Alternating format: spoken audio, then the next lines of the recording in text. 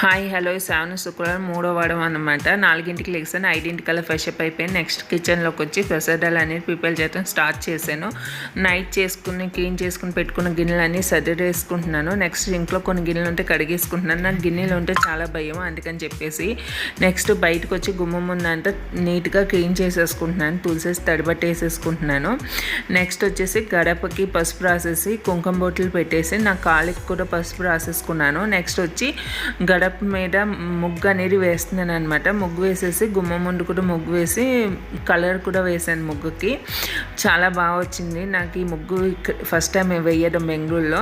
అది అయిపోయాక కిచెన్లోకి వెళ్ళి మళ్ళీ ప్రసాదాలన్నీ ప్రిపేర్ చేసేసుకున్నాను. నెక్స్ట్ వచ్చి నేను పూజ కూడా చేసేసుకున్నాను. పూజ టైం అయిపోయింది, పూజ కూడా చేసేసుకుని ఆరతి ఇచ్చేసాను మా పాపకి, మా బాబుకి, మా హస్బెండ్కి ఇచ్చేసాను.